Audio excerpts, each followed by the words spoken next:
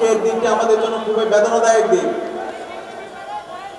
আমরা জুলাই বিপ্লব পরবর্তী বাংলাদেশের মুক্তিকামী ছাত্র জনতার আকাঙ্ক্ষা ছিল জুলাই বিপ্লবের শহীদরা যে জন্য জীবন দিয়েছিল একটি ইনসাফ ভিত্তিক বাংলাদেশ বিনির্মাণ করা, সন্ত্রাস মুক্ত, চাঁদাবাজ মুক্ত, টেন্ডারবাজ মুক্ত একটি সমাজ বিনির্মাণ করা।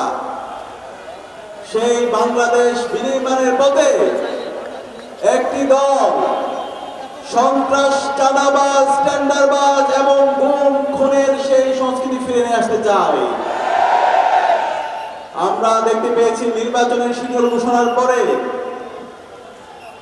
আধিপত্যবাদী শক্তি আমাদের ভাই শহীদ ওসমান হাদিকে হত্যা করেছিল। সেই হত্যার পরে অথর্ব নির্বাচন কমিশন বলেছিল সেটা একটি বিচ্ছিন্ন ঘটনা। আজ পর্যন্ত শহীদ ওসমান হাদির হত্যার সাথে যে সন্ত্রাসীরা জড়িত ছিল তাদেরকে তারা বিচারের আওতায় নিয়ে আসতে পারেনি। তারই ধারাবাহিকতায় আমরা দেখতে পেয়েছি গতকাল শেরপুরে বাংলাদেশ জামাত ইসলামের উপজেলা সেক্রেটারি রেজাউল করিমকে বিএনপির সন্ত্রাসীরা কুপিয়ে হত্যা করেছে। একই সাথে রেজাউল ভাইয়ের সাথে 100 জন নাগরিককে তারা গুরুতরভাবে আহত করেছে। এখন পর্যন্ত নির্বাচন কমিশন, আইন শৃঙ্খলা বাহিনী এবং এই অথর্ব ইন্টারিম সরকার এই বিএনপির সন্ত্রাসীদেরকে বিচারের আওতায় নিয়ে আসতে পারেনি। আমরা আশা করেছিলাম যে বিএনপি গত 16 বছরে মজলুম ছিল, যে বিএনপি গত 16 বছরে আমাদের সাথে ফ্যাসিবাদ বিরোধী আন্দোলন করেছে, এই জুলাই বিপ্লব পরবর্তী সেই বিএনপি একই সাথে নতুন বাংলাদেশ বিনির্মাণ করার জন্য কাজ করবে। কিন্তু আমরা দেখতে পেয়েছি গত 1.5 বছর ধরে এই বিএনপি নিজেদের মধ্যে চাঁদাবাজি, টেন্ডারবাজি, নিজেদের মধ্যে সন্ত্রাস এবং খুনের রাজত্ব কায়েম করেছে। আমরা দেখতে পেয়েছি বিএনপি গত 1.5 বছরে নিজেদের মধ্যে অন্তর্কুণ্ডলে 200-এর অধিক মানুষকে তারা হত্যা করেছে। যে বিএনপি নিজেদেরকে হত্যা করে নিজেদের মধ্যে অন্তর্কুণ্ডলে 200 মানুষকে মেরে ফেলে, সেই বিএনপির হাতে কিভাবে একটি রাষ্ট্র নিরাপদ হতে পারে?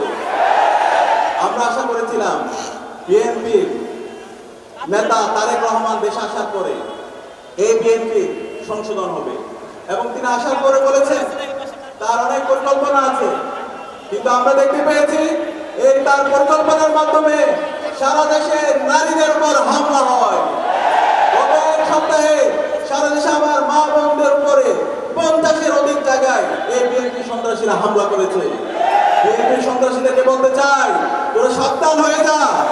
বেগম জিয়া এবং শহীদ জিয়ার যে বিএনপি ছিল সেই বিএনপি এখন নেই। এখন আপনারা বড় দল বললেন না, তারা একদম ছোট দল হয়ে গেছে। বিএনপি এখন কাপুরুষের দল হয়ে গেছে। এই বিএনপি আমার মা বোনদের উপর হামলা করে, আমার মা বোনদেরকে বিভক্ত করার হুমকি দেয়। এই বিএনপিকে আমরা বলবো তোরা এই ধরনের সন্ত্রাসী কর্মকাণ্ড বন্ধ কর। আমরা তারেক যাকে বলবো এই বিএনপিকে, বিএনপির সন্ত্রাসী যারা আছে, বিএনপির যারা চাঁদাবাজ, টেন্ডারবাজ এবং এই খুনের সাথে যারা জড়িত আছে তাদেরকে আপনারা বিচারের আওতায় নিয়ে আসেন। তাহলে এই বিচারের আওতায় যদি না নিয়ে আসেন, তাদেরকে যদি আপনারা প্রশ্রয় দেন, 12 ফেব্রুয়ারি পর্যন্ত যেতে হবে না, তার আগে আপনাদের পরাজয় হয়ে যাবে।